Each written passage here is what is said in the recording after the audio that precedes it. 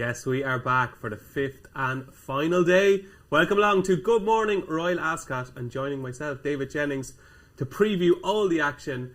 We said this week, okay, we've had one tipster from the Racing Post on every day, but because it's been so tough and so arduous trying to find winners, we've put two of them on the panel today. We've got Mr. Paul Kealy and Mr. Graeme Rodway joining Aly Vance, who's been with us all week. So we're getting two for the price of one this morning, boys. So no pressure. How are you, Keels? I don't even want to speak. You don't want to speak? No, I've had a horror show of a week. I thought I was getting out of it yesterday with HMS President, 33-1. Hit the front, along comes Ryan Moore. Yeah, it's been a painful week. It's been very, very hard for me. The one thing I will say, as tipsters, we get abuse, and you two are far better than me. We get abuse, we get stuff thrown at us on Twitter. You meet people at the race and they're giving out, how do you have that job? I should be doing your job. Yeah, of course, yeah. You were within a couple of inches of having a really good week with New Endeavour at a massive price, with HMS President at a massive price, and there's been a few unlucky losers in there, so it's a funny game. There's been a few. It is a funny game. Sometimes it goes your way, sometimes it doesn't. Hasn't gone my way yet. I feel I'm going to make plenty of money out of this meeting for the rest of the summer. You know what I mean? Having looked at a few horses, and I'll be going through them again over the weekend. Actually, I might give myself the weekend off, but I'll be going over and having a look. I mean, I backed a horse called Harry Brown in the last yesterday. Now, could have been the best horse in the race. That is an exceptionally well handicapped horse. Absolutely hacked up on this side, but this side was so far behind it didn't make any difference. Didn't even make the frame. But that horse is going to win me some money. Okay, so everybody has this argument where we say, which is better, Royal Ascot or Cheltenham from a punting point of view? Obviously, there are not as many short price favourites at Royal Ascot, but we were talking before the show. There's a lot against you as a punter. The draw, the ground. The draw of the ground, well, again, the ground's a thing because you're in the middle of summer, you're getting watering regularly. There's a guy on Twitter who's a very well-respected time guy, and he reckoned it was good to soft on the straight course yesterday and good on the round course, which obviously Owen Burrows hasn't read that because Wokingham is out at the Hardwicke. Mm-hmm. So they put a similar amount of water on last night, so what is the ground going to be today? Did they water a slight bias into it yesterday on the far side? Because two straight course races, you couldn't get near it on the far side, could you? But it changes day by day at Ascot, and that's the thing that you don't know about. So they can't really worry too much about the draw. But if you were on the rail on the round course, you couldn't win. Even if you had a good position, if you were on the rail, you couldn't win. Everything came down the outside. So is the ground even across the track? Don't know. Graeme Rodway, great to have you here as always. You were on with us earlier on in the week. How was your Royal Ascot been? Yeah, I'm enjoying it, DJ. It was a tough day. The first 2 days, very difficult. A bit like Kills, really. Kept hitting the bar. Back St George to beat Gregory. Thought he was coming to beat him, and then Gregory found a bit more. But yesterday was a good day. I had Shaquille, one of my better bets of the week, and I thought he was. Well, the air was turning blue when the stalls opened, DJ, because I was like, I don't believe this. I'd just seen my nap of the week, Carla's Way, run awfully in the first race, and then that one fell out the stalls. I was like, I don't believe this. And then, sure enough, furlong out, I was like, hold on a sec, this might win. And it did. It came through and won. So I was out on Thursday with Richard Birch, another one of our tipsters, and he said the one thing that people don't talk about enough about being a tipster is luck. Sometimes you need a little bit of luck. And I felt like I got that yesterday with Shaquille, and not only that, but I also... How did you get it with Shaquille? Did you not get bad luck? Because you missed the break. Well, I suppose you could argue that, but, you don't usually see horses like that, do you? Run like that true. And then go and win. Yeah. I must have been on by far the best horse in the race, not just a little bit. And then in the last race, I'd backed a horse called Radio Goo Goo, who probably would never, ever have been placed. But, of course, he was drawn on this side in stall 20 or somewhere. And the first, like Kill said, the first 7 or 8 home came up the stand side. Now, when I did that bit, I didn't know there was going to be a huge bias towards the stand side. Nobody knew that. So, again, just that little bit of luck helped me there. Okay, so not for the first time you're talking Gaga. I'm hoping that my luck continues to go my way today. Yes, absolutely. It's going to continue today, Rodders. Aly Vance has been consistently tipping winners throughout the week. Not only is she representing Paddy Power on the show, but you're putting yourself in for a good name for a job in the Racing Post with all your winners all week. Definitely not. It's got better. The first 2 days were tough. Then, what was it? Thursday was alright. Yesterday was good. I don't definitely don't want a job as a tipster, though. Yeah, I don't want any of that abuse. But it's amazing. It's a great There week. could be 2 going at the end of the week It's now, a- Alex, it's so a you can get great your week. application in. Yeah, no, definitely not. It's a great week, great to be part of, and it's just it's fun having a bet all week. Really, it's just if you only have a few bets each, I'm probably a Saturday gambler type.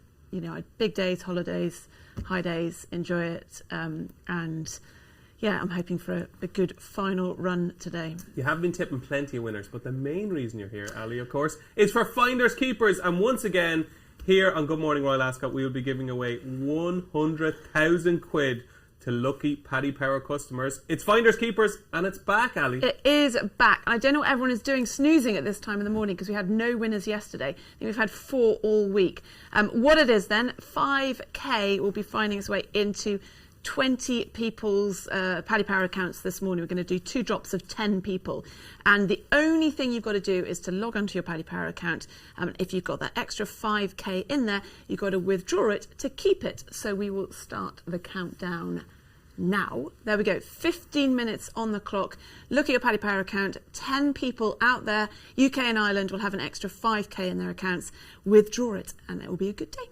I'm putting the spread at 4.5, under or over 4.5 winners today, because Saturday is the day for winners. People are up, they're not at work, they're off, they're watching Good Morning Royal Ascot. I think we're going to get at least 5 winners today. I just want to see Epsom up there, because there's any chance of getting me out of trouble on the week. What's your wife called? What's your wife called? Kirsty. Kirsty in Epsom. Yeah, because it wouldn't be in your name, of course. That would have been closed long ago, wouldn't it? Might be a steward's inquiry if Paul from Epsom comes up later. Highlight of Royal Ascot, okay? Highlight of Royal Ascot, one from each of you. Just one performance that blew you away. I'm going to go first, okay? I'm going to go for King of Steel yesterday. To me, watching the race, I said, this horse had so much to prove because we didn't know if it was a fluke in the Derby. The way he travelled through the race screamed superstar to me, I thought. And I said to myself, if he ran against Auguste Rodin again this season, I don't know, he could beat him. I think he's that good. To me, that was the wow moment for me. There was Paddington, of course. There was Kealy yesterday who managed to recover from a bad start. There was Tahira, but inside that final furlong, I was blown away by King of Steel. So King of Steel. Yeah, I couldn't argue with King of Steel. I mean, for a massive horse, he's such a good mover, isn't he? It just surprises you. But yeah, he sauntered into the lead. He's obviously very good, very, very good.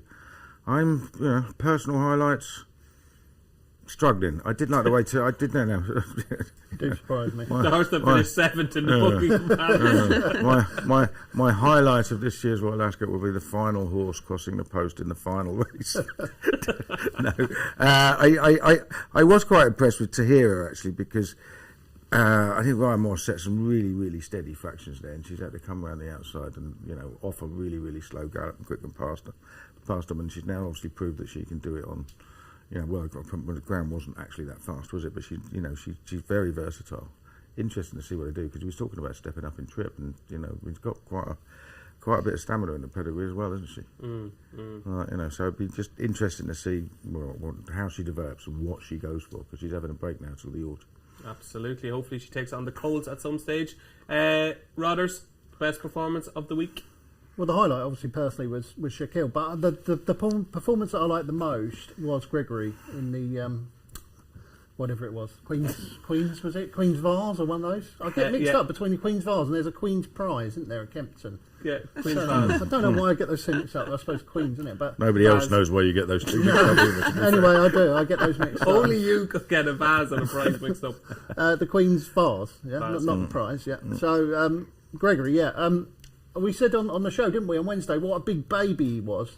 And he's growing up, isn't he? He's growing up with racing. He was really, really good, wasn't he? He went to the front. I thought he was going to get beat. As I say, I bet St George to come and I thought he was going to come and beat him. And then Gregory just pulled out more and more and more. Surely, if there's a Gold Cup winner in waiting, it is Gregory. And a point that's worth making, right? Not a lot of horses nowadays are bred to stay, are they? But he is bred to stay, isn't he? He's by Golden Horn. He's from that family, isn't he? Samuel and Duncan and his dam's Gretchen. They all stayed really well. So he's bred to stay. I just think he's going to get better and better and better. He's going to be very hard to beat in the Ledger first. I was going to say, will he win the St. Ledger? I think so. Okay. Short enough at this stage of the year, though, isn't he? Yeah.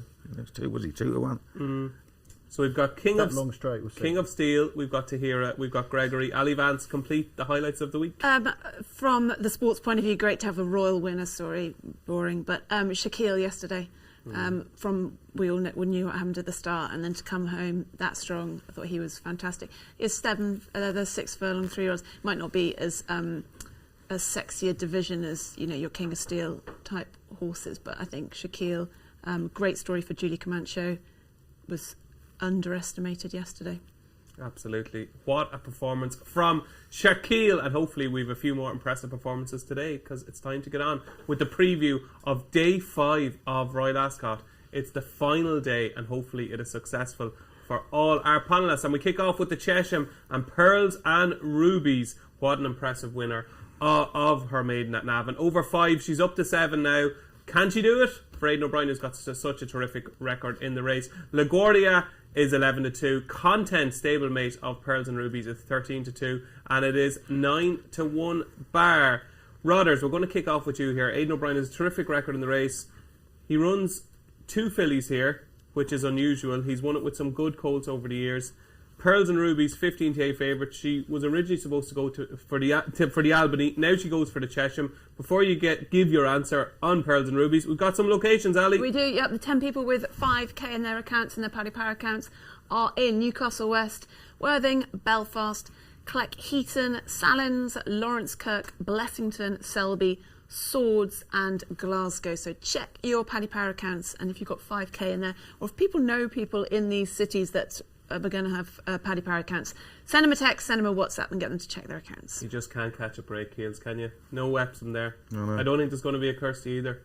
No, I'm lucky. I opened up 25 accounts last night as well, and not one of them on there either. One of those weeks. Rodders, I was coming to you here with Pearls and Rubies. Will this be a winning favourite? Because I think she could be a superstar. Yeah, I thought she would win yesterday, and yeah, I think it's between her and La Guarida. She's quite short though, isn't she? And I'm wondering if I'm walking myself off her a little bit here. Because you do this, don't you? You think, oh yeah, a little bit short, and then I'm trying to find reasons why she won't win then. And I did think I found maybe one. The dam was Diamonds and Rubies, wasn't it? Really light soft ground that was, didn't it? Diamonds and Rubies. It was good ground at Navan. Kills already said, how quick is it? Hold on a second here now. We've had this conversation on numerous occasions. Where did she run her debut? Oh, sorry, yeah, it's Navan or somewhere, isn't it? You used to call it? Navan, yes. I always No, it's not Navan. I always get in huge trouble calling it Navan, but I always call it Navan, but Navan, isn't it? Navan. Is that what you say? Navan.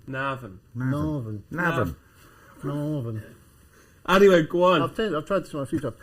Anyway, yeah, so she liked soft ground, Diamonds and Rubies. 5 furlongs. Absolutely flew home that day, up to 7 furlongs, certainly suit.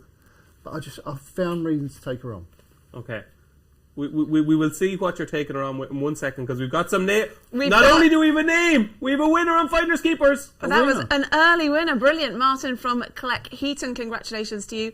5k richer this morning. We got names up there as well. So, Joe from Newcastle West, Janet from Worthing, Michael from Belfast, Joanne from Sallins, Lorna from Lawrence Kirk, Sarah from Blessington, Finn from Selby, John from Swords, and Teresa from Glasgow. Check your Paddy Power accounts, but we've got an early winner. Very well done to you, Martin, from Cleckheaton, where I've never heard of. Whereabouts is that? Absolutely no idea. No idea? No idea, no. Okay. Congratulations to you, Martin. Yeah. It can be done. We have winners on Finders Keepers. I think there's going to be at least 5 winners today. We've already got 1 within the first 5 minutes. So if you are any of those people and you live in those locations, click into your Paddy Power account, take out all the money, and you will be a winner on Finders Keepers. And what a way to start Saturday. Rodders, you were giving us your tip? So yeah, we're getting there. So, seeing as I found reason now why she might not win, I've gone for La Guarida instead. She's very strong at the finish at Goodwood. It was quick round there. Up to 7 furlongs, looked certain to suit. The third has won since. Hellfire Bay was very impressive at Kempton. Form was good. Times all right. So at the prices, La Guarida. But I still think that Pearls and Rubies are the most exciting horse in the race. And where did she run her debut? Navan. We're getting there. Okay, we'll come back to you later in the show to see have you perfected it. Well, it's better than Navan, is it not? Yeah, no, it's definitely not Navan. Definitely not. No, Navan. Navan. Yeah, Navan. There's Keels. no R in it, just nav. Yeah? Like sat nav. Navan. Yeah. Well, you just said it wrong. You said Navan. No, I'm just telling you. You said like sat nav, Navan. That's wrong. Navan. That's wrong. Right, anyway. 10 minutes of the show wasted on the pronunciation of an Irish racecourse. On 5 letters. Yeah. And do you know what Navan is as well? It's a palindrome. Do you know what a palindrome is? Yeah. Yes. There you go. Anyway, Right, yeah. moving on from Navan. Moving on. Right, yeah. Pearls and Rubies may well have been one of the favourites for the Albany Mutton Street. I actually think that Matrika is going to be the best horse from the Albany, who was second for Aidan O'Brien. So he brought her here for possibly an easier race, but look what happened last year: 40 to 1, 80 to 1, 33 to 1, first three. You know, I mean, you've backed in the. You've struggled if you bet in the 2-year-old races this year, haven't you? But Aidan O'Brien has won it with 2 fillies as well, hasn't he? September, maybe they both win it. So yeah, the one to beat. But I like Lagarida as well. Not only the third as one, but the second and fourth one next time each out from that Goodwood race. So you know, it was only a 7-runner race, but it seems to be quite a decent one. And yeah, I think that'll go well. I think Golden Mind will go well. I think he's going to absolutely relish the extra furlong. But I'm not getting heavily involved in the juvenile race. Do you know one at a much bigger price I could see running well is Carolina Reaper? I think could run well. Before we come to you, Ali, we have a second winner, Sarah in Blessington. Yeah, Sarah in Blessington. We're already no winners yesterday and 2 winners already today. Everyone else, you've got 4 minutes 30 to check your Paddy Power accounts to see if there's 5k in there. You've got to withdraw it though to keep it. As you were pointing there, you said you had 4 minutes 30 and it was on 4 minutes 37. Well, I know, but I knew by the time I'd finished talking. That's a proper pro. That is a proper pro. Where's Blessington? Blessington is in Wicklow. Yeah, very nice place. It'd be quite fancy in Ireland, Blessington would be. So well done, congratulations to Sarah in Blessington. Cleckheaton is in Yorkshire. Cleckheaton is in Yorkshire, okay. Yeah. Well done, Martin in Cleckheaton. Hopefully we can get a few more winners on the first board.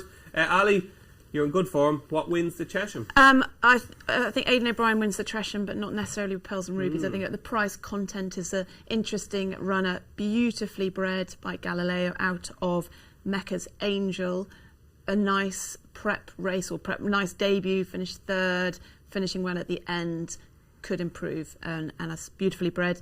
And it's not unusual that Aidan O'Brien's second strings do pretty well. Absolutely. One of my other duties this week, apart from making a mess of presenting this show, is to ring around all the Irish trainers for preview quotes for the race and post each day. So I spoke to Aidan yesterday, and it was interesting. I really like Pearls and Rubies, but after speaking to Aidan, I was like, oh God, he really does like content, because he said Wayne Lorden rode content at Lepercent and fell in love, he said.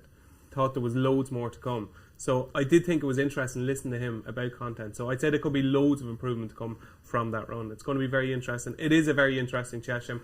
It is Pearls and Rubies for me. It is content for Ali. And the two boys there with La Guarida for Richard Hannon and Amo Racing. That is the Chesham Stakes. And before we look at the Jersey Stakes in detail, let's find out what Jack Davison has to say about Thunder Bear. He's had some very famous visitors. To this point, just having a runner at Ascot most years, and again this year we're looking forward to running Thunder Bear in the Jersey on the Saturday. Does he look like he's improved the £9 the handicapper's given him? He does, Ruby. Yeah, he does. And I know that. So he could be further ahead? I hope so. I know him inside out now, but he was bred here, so.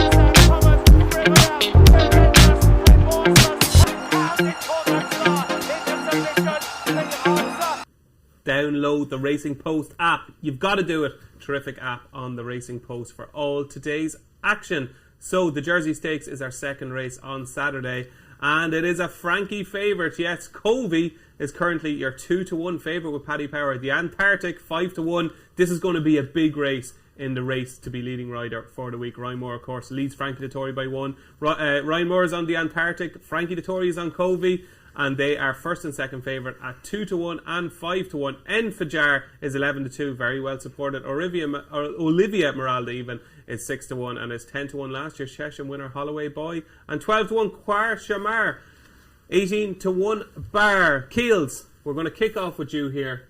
I think, while everything suggests that Covey should be a bigger price, I still think Covey is the most likely winner. I think it's the most progressive horse in the line. I think, most progressive horse for sure, but I mean, he's actually got an awful lot to find. No, he was very, very impressive. Very impressive at Haydock. He was only off a mark of 90. Everything that's run from that race since has been well thumped as well. I just think it's an awful price. But with it being Saturday and Frankie's last day, I doubt it's going to go on the drift like some of them have. I remember Saga when it was 7-2 on the first day and went off 9s or something like that. Like, you know, I don't think that's going to happen with Covey. I just think it makes value for plenty of other horses in the race, doesn't it? Because he's got, you know, he'd be getting a lot of weight off quite a few of these in a handicap. And the way he won at Haydock is not the way you normally win races on the straight course at Ascot, is it? You know, he's quite a free-going front runner. Obviously, Frankie's, you know, got a brilliant clock in his head, but I couldn't back that horse at 2-1. Could he be a Group 1 horse though? He could easily be. He could easily be. Yeah. I'm not saying he can't win. I just could not back him at that price. What could you back? I think it's a terrible price. Well, I have backed 2. I backed Olivia Meralda. I'm a bit concerned about that time guy saying it was good to soft on the straight track because she wants fast ground. So hopefully the sun will come out nice and early and burn all the extra water that they poured on. But she was, you know, she actually ran really well in the Guineas, not getting home on soft ground, finishing 7th, and then absolutely hacked up on fast ground at Epsom. Won very, very easily. She was second to Meditate last year in a Group 2 on quick ground, and I just think she was a little bit bigger than that a couple of days ago, but she's still fair value there. And last year's Chesham winner, Holloway Boy. You know, we always look at him and think, well, he was disappointing because he didn't win another race after that. But he was second or third in four group races last year, including the Futurity third to August Road in, and you know he's back at Ascot. He won so easily in the Chesham last year. Back at Ascot, over 7 furlongs. Again, I'd like the ground to dry out because it will be the first time he has proper fast ground again. But yeah, those 2 against Covey definitely. Okay, so 2 against the field for Keels is Olivia Meralda and Holloway Boy. Rodders, how are you seeing the jersey? I think you're definitely pronouncing the favourite wrong. It's definitely Covey, isn't it? What? Covey? Covey. So you're putting a U in there, yeah? Covey, yeah. Covey. Yeah, anyway, I agree with Keels. What does it mean? I don't know. But I did listen to the commentary of its last win, and the commentator definitely called it Covey. Covey, okay. Yeah. So, Covey. Thanks for that. I agree with Keels. I mean, he's very impressive when he won, but he's miles off on RPRs, isn't he? And this sort of races usually goes to horse that's run in Group 1s or Group races or Classics even. And Olivia Meralda did run in one of the Classics, the 1,000 Guineas. She was obviously well beaten, like they all were, behind Morge and Tahira. But we know that form's absolutely tip-top, don't we? So she came out and won at Epsom next time. They went a good pace. She came from the back. Very impressive way she picked up. As Gil's already said, those tactics usually work here on the straight course. I think she'll win, Olivia Meralda. Okay, you're fairly sweet on her, aren't you, by the sounds of things? Yeah. I think she's good. Okay, there you go. Olivia Meralda to beat Covey for Graeme Rodway. Got it, Covey. He's correct. He is correct. I looked it up. Did you? Thank you. There we go. A winner for Rodders already on already Saturday. And hopefully it's not the last of them. Ali. Covey, surely. That was Covey. Really? Covey. Correct. Anyway, not going to win, hopefully. I like the Antarctic in this for Aidan O'Brien. Will he stay? Hope so. I think, yeah. What did Aidan say yesterday? You're the man with the pulse. We always thought he'd get 7. Yeah? So this is 7. So we always thought he'd We get always 6. thought. So, yeah. Look, he's got the Group 3. He's got the Group 3 win there as well, whereas some of the others obviously don't. And he's got Group 1 performances from his 2-year-old career, so the Antarctic for me. The Antarctic for Ali. And I'm with Covey, unbelievably. 2-1 favourite at the moment. It's boring, but I think he is the most likely winner. I think he's the most progressive in the lineup. So those are your jersey selections. Holloway Boy, Covey, Olivia Meralda and the Antarctic. And we have another giveaway, Ali. Finders Keepers round 2. So we've 2 up already. I said we're going to get 5 today, so we need 3 now. Will we start the countdown? Let's start the countdown then. 15 minutes to check your Paddy Power account. If you don't know already, 5k will be put into 10 people's account. You've got to log in and you've got to withdraw it to keep it. So anyone with a Paddy Power account, what are you doing on your final day at Ascot if you're not looking at your opening up and having a look in your accounts? Also text everybody that you know with a Paddy Power account, get them to have a look in. And we're going to get the names up and the locations nice and early, okay? So nice and early. We're going to get them up early. It's the last giveaway of Royal Ascot, so we're going to do our best to get this money out to successful customers. So there you go. You have 14 minutes and around 20 seconds left. So moving on to the first Group 1 of the day. It is now the Queen Elizabeth II Jubilee Stakes. And what a race we have in store here. This is a corker. And Kinross, would you believe, is now favourite at 9-2. Kinross, an absolute steamer early morning on Saturday. It's Kinross 9-2. Joint favourite now, a Highfield Princess. It was just touched off in the King's Stand. Sorry for mentioning that again, Keels. Wellington is 5-1. 11-2 Arturius. It is 7-1 Sacred. 8-1 Rohan. 14-1 Al Suhail, and also 14-1 Big Invasion, and 16-1 Bar. So your banker of the entire weekend was Highfield Princess in the King's Stand. You have got to stay loyal, Paul Kealy. You've got to back Highfield Princess. Tell us why she is going to win. She's not. Okay. Simple as that. No, I thought this race was much, much harder anyway. And she didn't get the job done on day one. I don't think she ran badly. She's obviously got a fine chance here. Interesting move for Kinross. Obviously, Frankie factor. If the ground is like it was yesterday, he's got a right chance though, isn't he? Because, you know, he doesn't want it too fast. And it might be too fast for him, but he also might be on the wrong side of the track as well. So I'll be worried about that. The market is all down to the Tory. I originally liked Wellington, who has been running against the superstar sprinter Lucky Sway-Ness, I think it's called, in Hong Kong, but he's also won 4 Hong Kong Grade 1s, and there probably aren't many in this field that could do that. But I've come down in the end on Rohan. Oh, Rohan. Royal Ascot specialist. He's just an Ascot specialist, isn't he? He's won 4 of his 6 starts at Ascot, 2 Wokinghams of massive ratings, and the 2 times he's not won. The first time he bled in the champion sprint, and then last year he was 4th in the champion sprint, but he actually won his side quite comfortably. So he's a proper Ascot horse, and you know he didn't run well first time out last year and came on one and Wokingham. David Evans will have him primed, and I just think he's going to be there or thereabouts. how will you feel if Highfield Princess wins? It just happens.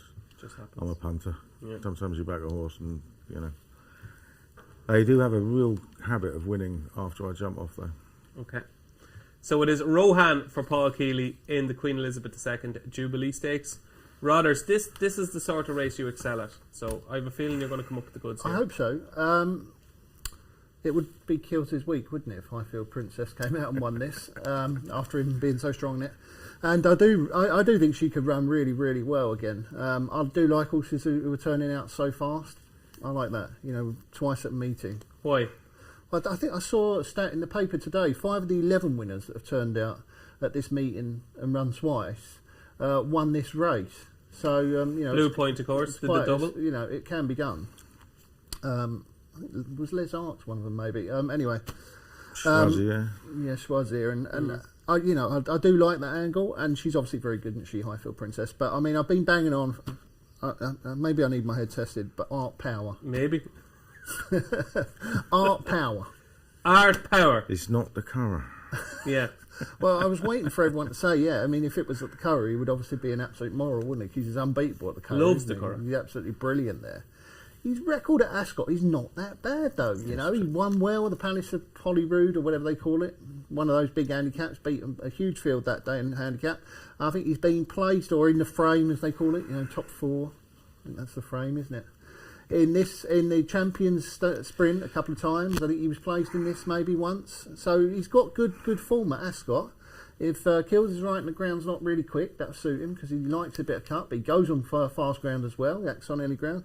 And I think the key this time is that he's actually been gelded, hasn't he? Right? And he just looked so good last time at the Curragh. Maybe that's just been the making of him.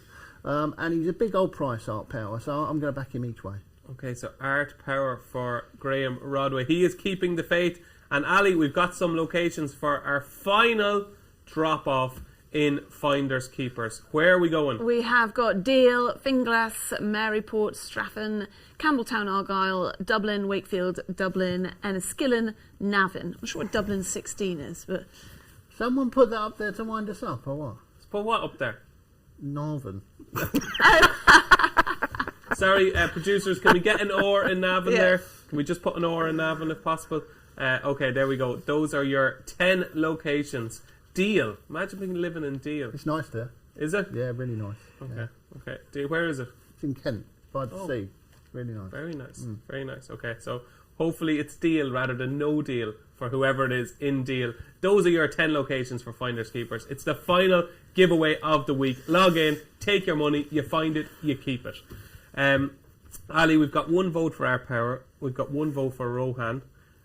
Your vote will go to? It has been Kinross for a long time. I think he's got and it's not the Frankie factor at all. I think he would have won 5 on the bounce last year, but had a really awful run at San Trinita in the Breeders' Cup. He's got the form. He's won here, obviously, the Champion Sprint course and distance in October. But when I looked, even this morning on the train, he was third, fourth favourite. Now it's 4-1. So There was an audible gasp coming from you when I Yeah. said now favourite. Now 4-1. It was 92 I know. minutes ago. 4-1 there.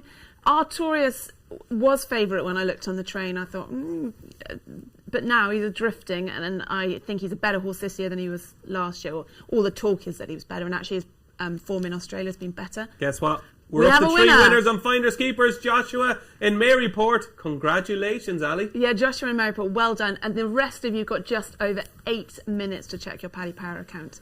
So well done to Joshua. Okay, so there we go. Faye in Deal, Janine in Finglas, Kevin in Strafford, Stephen in Campbelltown, Argyll, Saoirse in Dublin, Lisa in Wakefield, Marie in Dublin 16, Darren in Enniskillen, and John in Navan. Navan, that is actually Navan. Log into your Paddy Power accounts, take the money out. You may have won. But Joshua and Maryport, congratulations. We've now got 3 winners on Finders Keepers. So you're with Kinross. So I am with Kinross. I like Artorias as well. And then at a big price, I think Big Invasion in the US runner could run well. Finished second in a Group 1 pretty I was going recently. to say, what can you tell us about Big Invasion? I limited Second information. in a Group 1 it was only 2 weeks ago. Christophe Clement, brother of Nicolas Clement, who trains in France. He's been based out there for ages and has been slowly ramping it up and has got some very nice horses in the last few years, but would know all about Ascot as well. Wouldn't be bringing him over here necessarily for a jolly. Oh, excellent. Okay, so that's Big Invasion, but Ali is sweet on Kinross. And the one horse you've not mentioned, any of yous, I think, is the winner. I fancy Sacred. Sacred was 5th in the race last year, beating a length. A bit unlucky. Obviously, 6 is the minimum for Sacred, but I think I love the way they've given her a gap from her run at Lingfield to now, and I thought she was as impressive as she has ever been at Lingfield. And this race, if it goes to plan, I think could have her name written on it. Haggis' horse are running well. Tom Marquand in the saddle. I think she could be drawn well. Hopefully, we'll find out. And to me, I think Sacred is a big player at 7-1. So there you go.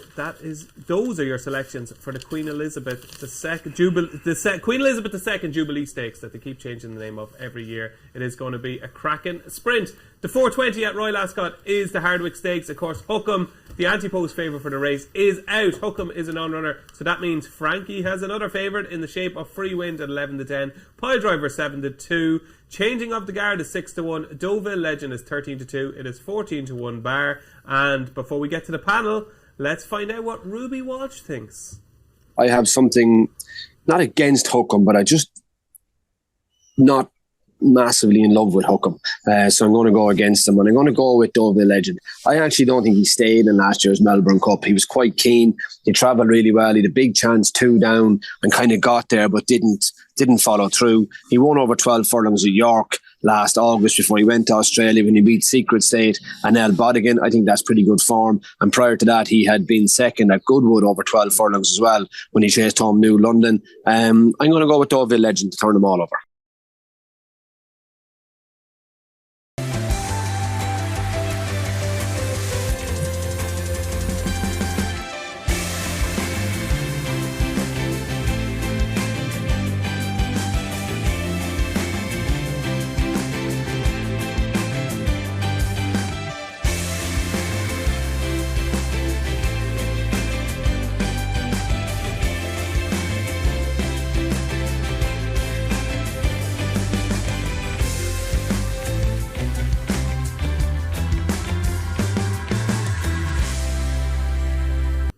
Yes, it should be ingrained in your brain by now. 50% of the first 3 months. Join the Racing Post Members Club. It's easy to do. Sign up, join, and you get 50% half price. 50% is half price, isn't it, Keels? Just you about. that's good at maths, yeah. 50% off the first 3 months if you join the Racing Post Members Club. So Ruby Walsh, Aly Vance, fancies a Deauville legend. Do you? No, not for me. Ruby, you're talking nonsense, Ali says. Sorry, Ruby. I just don't know if I think the Hardwicke Stakes. How do I put this? I think if you're running in the Melbourne Cup, you're not maybe a sort of Group 1, Group 2 level middle distance horse or mile and a half horse. Deauville Legend did brilliantly over there, but I think horses that have been there and done that are like Pile Driver, a horse that is obviously won Group 1s at the top level, dropping down to a Group 2 here. There is a lot of talk about the King George. Understandably is the number 1 target for him, but I think he's a very good horse, and I don't think William Muir necessarily talks up his horses. So he was always a little bit sort of reticent sometimes about the horse, but on his day he's absolutely class, and he should blow the rest away. Gutted Huckham isn't running. Yeah. But yeah, Pile Driver. Pile Driver. Interesting on Pile Driver. I did a piece from the car park on Tuesday where I had to go out and I was thrown in there and I had to meet people. I was out of my comfort zone, didn't know what I was doing, but one of the very nice people, I have to say, what a gent he is, met William Muir. So I was chatting to him about Pile Driver and a load of different things, and he kept saying that this is a prep for the King George. But every time he said this is a prep for the King George, there was always a but after it. But he's never been in better form. So while he's saying it is a prep for the King George, this horse is working well. He's never been in better form. He's the best horse in the race. He's the highest rated horse in the race. He might just win, Paul Kealy. Yeah, I think he'll probably win. I mean, as good as Free Win's win over Rogue Millennium, who won earlier in the week, it's still some way below the form that Pile Driver's got at Ascot in a King George. He's also won a King Edward VII. So, I mean, at those prices, for me, it's a no-brainer. I think you'll have to back him. So we've got 3 votes now for Pile Driver. You never kind of conform to social norms. Well, you're tipping Ardacan. Brothers. So obviously you're going to go somewhere else. Yeah, I don't fancy him at all, Pile Driver. All right. Why not? I don't think he's very good. I mean, he's obviously a good horse. Of all the reasons not to fancy him, him not being very good is surely bottom of the list. Yeah, I mean, this is obviously a Group 2, and maybe, he is, I said before, Group 1.5, isn't he? He's better than Group 2, but he's not quite a Group 1, obviously. He's won Group 1. Hold on a second. He's he won the King George by a mile. Coronation Cup. Yeah, well, he wins weak Group 1s, doesn't he? But he doesn't win the best Group 1s when the best horses turn up and run well. Heavily Upjohn, Westover. Yeah, but, they didn't Arc winner. They didn't run their races that day. Anyway, the word you're looking for now is anyway. And he's going to need the run, isn't he? You just said that, did you not? You said it's a prep run, isn't it? It's a prep run for the King George. I think Free Win's really good. I think she's definitely a Group 1 filly. Whether she's a Group 1 against the absolute top or just a Group 1.5, I think we'll find out in time. She's obviously got to give them all weight. I think she'll be difficult to beat. The one that I quite like is West Wind Blows for Simon and Ed Crisford. Now, this is sort of similar angle to the Art Power in that he obviously came up short against Hurricane Lane when he got thrashed. He was favourite for that race over this trip, and all of his best forms at 1.25. But he should stay. I mean, he's bred to stay, and he's been too keen in his races when he runs over 1.5 miles in the past, so he doesn't get home.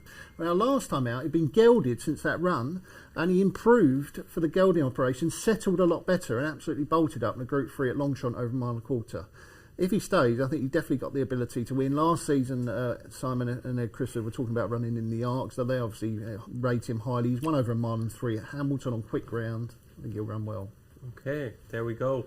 West Wind Blows at a very generous 14-1 for Graeme Rodway in the Hardwicke Stakes. But we've got 3 votes for Pile Driver. We think the best horse in the race, who according to Graeme Rodway is only a Group 1.5 horse. But Rodders, I think in this case, I think you might be wrong. Can we get a final winner, Ali? Final few seconds and check your Paddy Power accounts. We have had 3 winners this morning. And it looks like no more. But all the losers as such will get 500 quid in their account. So not too bad. So well done to everybody for the winning. What's that now? 6 for the week. So 6 for the week. 6 for the week. Well 30 done. 30 grand. It's all right. It's not too bad. Yeah. If those losers get 500 quid, I wouldn't mind being one of those losers. Would you, Keels? I don't know. I'd still be devastated, I think. Yeah, I think so, yeah. You missed out on the big one. But that was Finders Keepers. We'll be back with more Finders Keepers for our Good Morning shows later on in the year. So congratulations to all our winners on Finders Keepers this week. It's great to see so many people watching the show, and it's great to see so many people taking the money out. Of course, you find it, you keep it. That's Finders Keepers.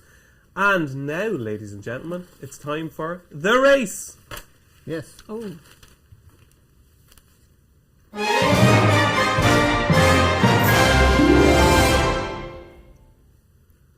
So this is our new feature here on Good Morning Royal Ascot, where it's like the chase, but it's called the race, where today Graeme Rodway will try to answer as many questions as he can in 90 seconds, and then his colleague from the tipping department, the number 1 and number 2 tipsters, who you call yourself the number 1 tipster. Yep. And are you calling yourself the number 2 tipster, Paul Kealy? No, I'm not in the top 25 this week, mate. Okay. Don't. So Paul Kealy will try and catch Graeme Rodway in the race. So Aly Vance, you have been our timekeeper all week.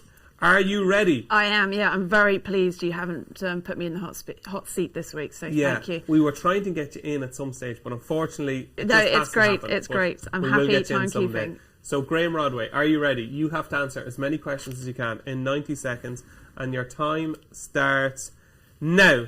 Who is the manager of Manchester United? Eric Ten Hag. Correct. What was the lead singer of the Four Seasons? No idea. Pass. Frankie Valli. How many furlongs is the Queen Alexandra run over? 22. Correct. What is 19 times 11? No idea. What is the name of the calf in EastEnders? The calf? Yeah, the calf. Oh, the calf. What's the name of the calf in EastEnders? Oh, I know it as well. I don't know. I do know it. I do know it. But Who won the Coventry Stakes? River Tiber. Correct. Which Frankie is married to a former Chelsea and England left back named Wayne? Yeah, Bridge. Frankie Bridge. Correct. Which Frankie played Malcolm in the Middle? Pass. Frankie Muniz. Which Frankie is a Scottish comedian? Frank Boyle. Is it Frankie Boyle, correct. What chemical element is denoted by the symbol SN in the periodic table? I could do a Kills' son here. No, don't know. Tin. What is the smallest bone in the where is the smallest bone in the human body located? Your nose. No, I would have guessed no as well. Your ear. Where are the 2024 Summer Olympics being hosted? Paris. Correct. What? Stop. That was quite impressive, I have to say. How many did you get, producers? 6. That's better than the other day. Yeah, that was very impressive. Do you have to have an EastEnders question in every single one? Well, I put it in because I think the name of the calf in EastEnders is called the calf. Well, I hope you do know the answers. Well, I think it is called the calf. I'm very disappointed I didn't get that one. So that's why I said, what's the calf in EastEnders called? It's actually called the calf. So I thought it might be funny. I'd be really disappointed if there's no not. EastEnders questions in the next one. Keely won't. Just going to say pass. Okay, so Paul Kealy, you've got 6 to beat, okay? Are you ready? Ali, you're on time duty. Yep. Paul Kealy, you've 6 to beat, and your time starts now. Who won the Queen Anne on Tuesday? The Queen Anne. Christ, I can't even remember that. Take a pass. Pass.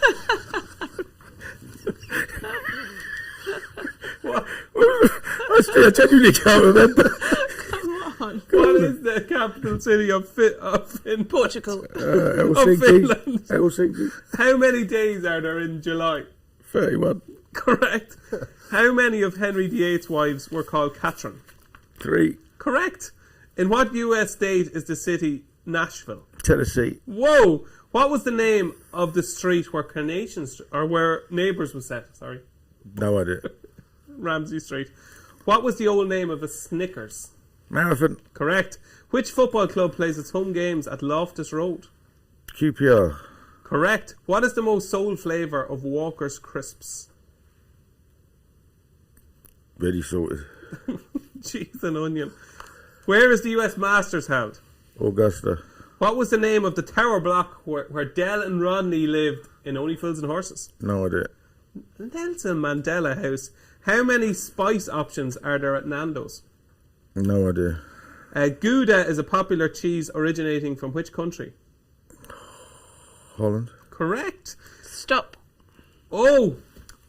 8! 8, Paul Kealy. And that was with the big delay. I still don't know what won the Queen Anne. That's the happiest Paul Kealy's been all week. Is that the You first- don't know what won the Queen Hang on. I'll give you a clue. Inspiral was second. Neil Callan. Triple time. Triple time. I wouldn't have got it. I know, sure. It was ages ago. Like, I don't know how many years ago it was. Yeah, It absolutely. feels like years ago. I can't remember to drink a cup of tea in the evening. No, what's won a race? The funniest thing about that was the horror on your face when you realised you didn't know it won the Queen Anne was quite impressive, I have to say. So that was our weekly skit, okay? That was the race. Hopefully we'll be back with more on the race to see how much these geniuses know. But your winner today is Mr. Paul Kealy. Very well done, Paul. With 8 correct answers. So, what Paul Kealy is best at is not answering questions, it's solving puzzles like the Wokingham at Royal Ascot. And Orazio is currently your 5-1 favourite for the Wokingham. Seriously well backed, along with Mums Tipple, who's also been well supported this morning, is 15-2. Probe is 15-2 as well. Kanjar is 10-1. 12-1 Apollo 1, who Tom Siegel in the Racing Post is very sweet on. Chipsteed is 14-1, St. Lawrence is 14-1, and it is 16-1 bar. What is very rare in this situation, Paul Kealy, is a big handicap like this, where myself and yourself fancy the same horse, but this has happened here. Yeah, it has, yeah. Like Kanjar for William Haggis. I think it's an absolute bonus that he didn't win last time on a short track. And we were saying before, he was on the wrong side of the track, dwelt in the stalls. And he looked really good the time before at York, travelling really, really well. So he gets in here, he probably should have won that race or Hamilton, but he doesn't have a £5 penalty for it. And I think he's Blessing in and disguise. he's going to love it. I have made a bit of a mess of this race, though, because I was talking about the Frankie Dettori rides being too short all the time, and I was hoping that some reality would come back to the market. And I said in the paper, I'm hoping to get 20s Mums Tipple, and all it's done is shorten and shorten and shorten, and I'm not getting anywhere near that, so I won't back him. But he's got a very good chance. If you throw out the big outlier in his form as a 2-year-old when he won that sales race by half the track at York, he was probably in career best form in the spring on the all-weather.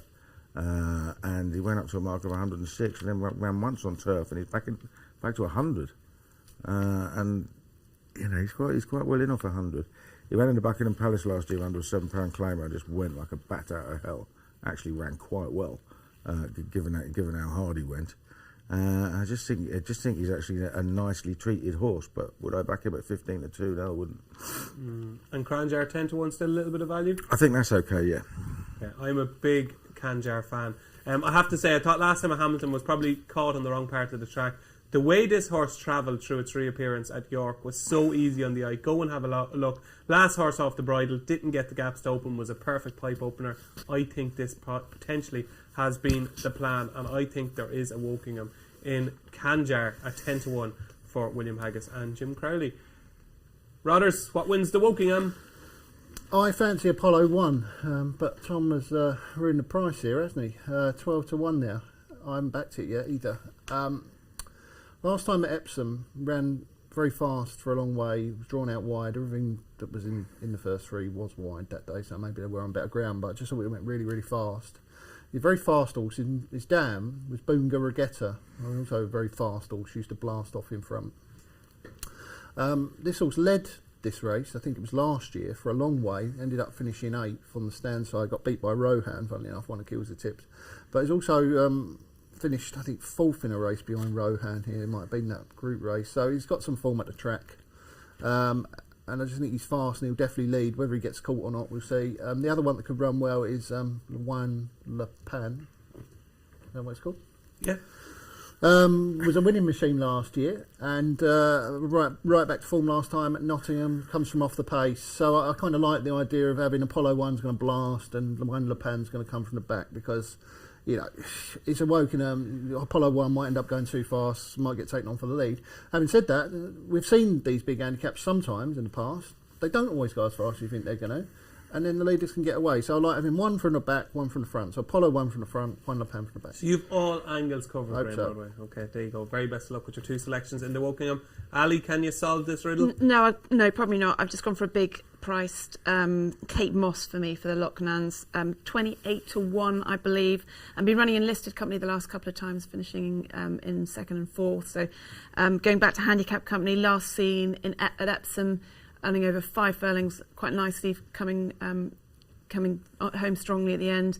And obviously Billy takes off 3, so 28 to 1. Hopefully we'll get in, make the frame, and I'm sure Paddy Power are giving sort of 10 places on this race, so let's hope Absolutely, great place term. So Kate Moss for you.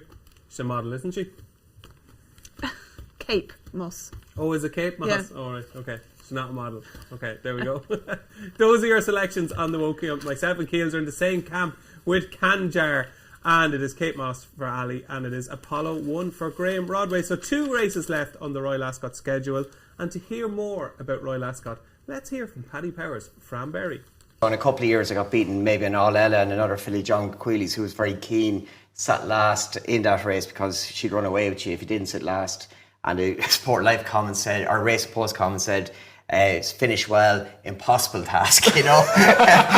Eliade it was actually, and that's how the comments, impossible task. And the comments were, and Johnny would love back and forth. when you're pulling the telly off the wall.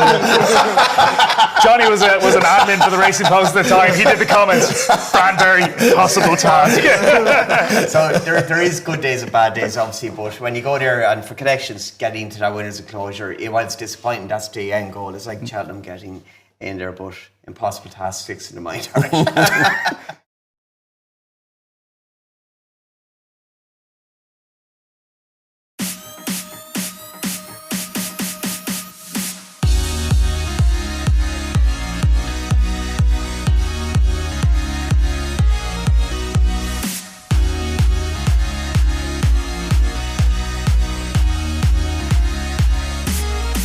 So if you haven't won on Finders Keepers today, you might win. Of course you're going to win. Free bets, 200 quid courtesy of the Racing Post. Go on to racingpost.com/free bets to claim 200 quid worth of free bets. You just got to do it.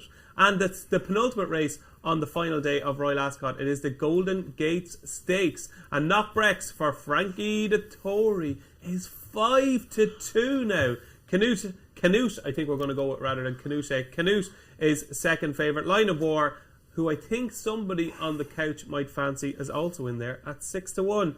We were speaking earlier on in the week, Keels, where I think it could have been Tuesday or Wednesday night, and you were already talking about this race because this is one of your strongest fancies of the week. Am I right? Yeah, I mean, it looks like it's a second string Johnston horse, doesn't it? Because Frankie's on Knockbrex, but you know, at the end of the day, it's just Frankie factor on his last day, isn't it? And there's no way it's not going to go off favourite Knockbrex. But I think Lion of War, I think the penny might finally have dropped with him. He was very, very promising as a 2-year-old early. Won his first 2 starts. Actually won off 11-4 for the Group 2, won by Isaac Shelby at Newmarket, and then he sort of fell apart. But last time out at Musselburgh, he took a bump at the start. He stumbled. He raced freely for the first 2 or 3 furlongs. He's stone last, and it's very hard to come off the pace at Musselburgh if they don't go really fast, and they couldn't have gone really fast because the 2 horses who finished 2nd and 3rd were 1st and 2nd pretty much all the way. Yet he came right down the outside. He was his final 5 furlongs. Each one of his final 5 furlongs was faster than every other horse in the race, and he came through and won. The 4th hacked up last night. I think it's a really strong piece of form. He's only rated and gone up £4 to a mark of 90. Like I said, he went off 11-4 for a Group 2 last year. If the penny has finally dropped with him, he could be way ahead of his mark. Oh, that was nice. That was you in full flow there, so it was. Okay, so there you go. That is Line of War, currently a 6-1 shot with Paddy Power for the Golden Gate Stakes. Keels is very sweet on Line of War. Graeme Rodway. Yeah, I thought it was difficult because a bit of funny business going on with jockey bookings, isn't there? So we've got John O'Feely Gosling got Zuriab in it, and I would have fancied this, but Benoit de la Sayette's riding it, isn't he? And well, Frankie, I think, has said that he asked permission to get off that to ride Knockbricks. Yeah, exactly. That makes you think, well, why would you do that if it's his last ever ride in Royal Ascot? Well, I'm only guessing, Graeme, but I would imagine he probably thinks that Knockbricks has a better chance. Well, me too. Yeah, and that's the problem. Was I fancied Ziriad, okay, you see, but when I saw what had happened with the jockey bookings, it puts you off, doesn't it? It does, yeah. Yeah, because Frankie would be on it for his last ever ride at Royal Ascot to try and win. Obviously, he thought he was going to win. But I don't fancy Knockbricks. You know, like I look at Knockbricks, I don't fancy that, and it's going to go off short. Now, what price could this go off? Could this go off silly? Could it go 2 off to 7? No, it won't go off that short. Could it go off 7 to 4, 6 to 4? Honestly, if Frankie wins on Covey, if he has 1 or 2 winners going into this race, this could go off ridiculously short. His final Royal Ascot ride, he's not riding in the Queen Alexandra. His final Royal Ascot ride could be, you're right, he could be exceptionally short. Could you imagine a situation where Frankie's in front, he looks all set to win, and then Benoit de la Sayette comes down the outside and beats him on 0. I just can't see it happening. You see, that's the problem. Okay, and that's so what happens now? I'll probably back Canute. I backed this horse last time when he won. Where did he win? Was it Navarre? I think he might have won there. And he was a big eye catcher on his previous run. He should probably have won that race. That was over 7 the previous run. I think it was that Curragh. And he found all sorts of trouble in running. His dam is Alice Springs, very good filly, wasn't she? Absolutely, a few years back. Matron, so he wears blinkers. He's very keen last time. That would be a slight concern. But there's a lot of front runners, big field. You know, Ryan's going to settle him in. As long as he settles, I think Canute could run well. But it's a very difficult race for me. I haven't seen what Frankie's done. Okay, you think Frankie might have got it wrong? I'm not saying he's got it wrong. He obviously knows something that I don't know.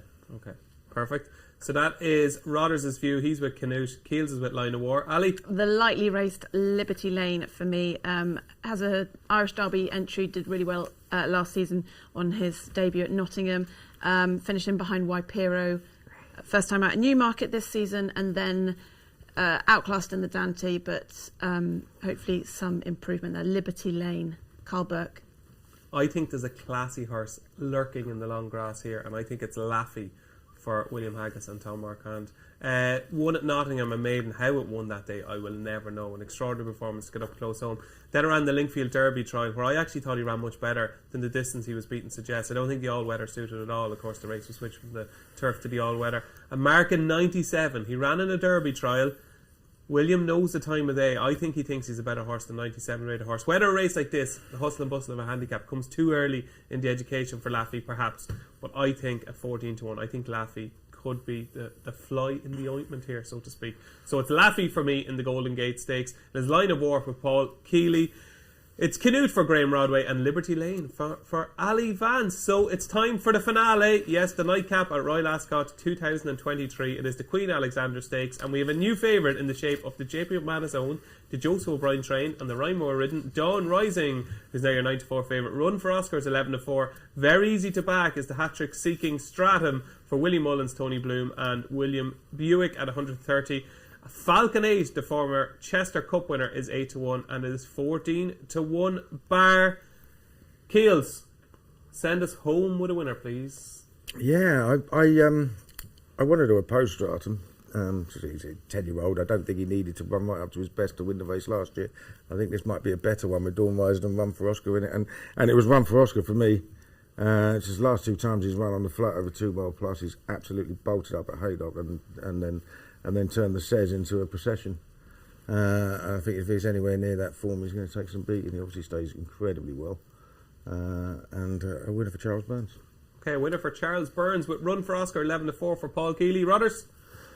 A difficult race. Obviously, it's a weird race, isn't it? It's over an extreme distance, and I just thought that Stratham was really the only one that we knew would certainly stay the trip. I said earlier, I can guarantee you Dawn Rising will stay the trip. Yeah, maybe. We don't know it though, do we? Well, I think we do, yeah. We do. Yeah, well, he's an Albert Bartlett horse. He's a 3-miler. Well, we'll see. I mean, Stratham, not a lot of horses, we said this, not a lot of horses are bred to stay anymore. There's a lot of speed in the pedigrees now. We know Stratham stays. We know this has been the plan. It's a difficult race. Stratham for me, though. Stratham. Okay, Ali? I'm Stratham as well. Same reasons, guaranteed to stay. Another one that's guaranteed to stay and has run well in the race in the past is Grand Viseur for Ian Williams. Ran very well earlier in the week. Has been placed in this race twice. Won the Queen Alexandra as well. Big price, but Stratham. I think this is going to be the race that gives Ryan Moore a 10th leading rider title at Royal Ascot. It looks like a serious plot by Joseph O'Brien to go to the Saddlebeg, to run so well there, then to come here. Decent novice hurdler last season, stays all day long. I think he'll love every yard of this trip, so it is very much Dawn Rising for me, one of my strongest fans of the day. Run for Oscar for Paul Kealy, and 2 votes for Stratham. Graeme and Ali think Stratham can complete the hat-trick in the Queen Alexandra Stakes. So that is the preview of day 5 at Royal Ascot. All that's left to do now is reveal our charity bets. Let's see, can we raise some much needed funds for our charities? So Ali, kick us off with your charity bet, your charity and your selection. I'm please. going for a treble on this. Whoa. Kinross, but does that mean the money? No, I haven't. I've gone. Yeah, King. I was just looking at the last bets. So Kinross, I think, is my nap. Definitely is my nap. Yes, liked him for ages. The price is gone, but. I'm going to stay with him. Oh, you mean you're going for as in you're going for 3 in a row? Oh, very impressive. Yeah, 3 in a row. I thought you were going to do a treble. I was like, no. Sorry, 3 in a row. 3 in a row. row. Paddy Power going to pay out again, hopefully to the Mark Davis Injured Riders Fund. Excellent, very well done. On your 2 winners already this week with your charity bets. Hopefully you can complete the hat trick. Fingers crossed. With Kinross, but I'm going to be taking you on. I'm going to go for Sacred in the Group 1. The Queen Elizabeth II Jubilee Stakes. I think this is the day for Sacred. So, Ali, the very best of luck, but I hope you don't win. My charity is Pieta House once again. Hopefully, we'll raise some much needed funds for Pieta House. Rodder's your charity bet. Charity first. Yeah, Injured Jockey's fun. I'll go for Stratham. Stratham is your best bet of the day. 10, yeah. Okay, 130 Stratham for Graeme Rodway. For you, Keels? Yeah, Lion of War and 535 Great Ormond Street. Okay, very, very good. Those are your charity bets for day 5 at Royal Ascot. There we are. There they are in all their glory. Stratham, Kinross, Line of War and Sacred. You can't do a lucky 15, unfortunately, because myself and Ali are against each other in the same race, but potentially you could do a Trixie. You could pick one of myself, or Ali's probably pick Ali. She's on a hat-trick. There you go. So that is it, folks. That is it for Good Morning Royal Ascot. Ali, thanks so much for joining us all week and doing such a terrific job with Finders Keepers, and also for picking so many winners. Have Thank you you. enjoyed it? It's been a pleasure. It's been great fun. It's got me out of bed and made me do my homework, so thank you. Absolutely. Are you racing today? I am, yes. Final push. Not working, so yeah. Enjoy. Yeah, I'm looking forward to it. Yeah, richly deserved. Rodders, thanks very much for joining us on both days. Always as entertaining as ever. And the studio is just falling down around me. It's a sign. It's a sign. Been a good week. Been great to be here, and looking forward to going racing today. We're all there, are we? Not Keel's not, but we're all there having fun, aren't we? We are there. We're there in all our glory today. Should be good. Enjoy it, and the very best of luck with Stratham and the rest of your selections. And Keels, today could be the day. It could be the day. I hope it's the day, but if it isn't, I would be drowning my sorrows. Okay, well, whatever you get up to, enjoy it. And thanks as ever for joining us. Great sport is Keels. We couldn't have this show without him. So that's it, folks. That is all the action at Royal Ascot completed. Day 5 is ahead. It's going to be a cracker. It is Saturday. It's one of the best days racing of the year. My thanks to Ali, to Graeme, to Paul. I've been David Jennings. Thanks for joining us for Good Morning Royal Ascot. We'll be back with more Good Morning shows later on in the year. Thanks for watching.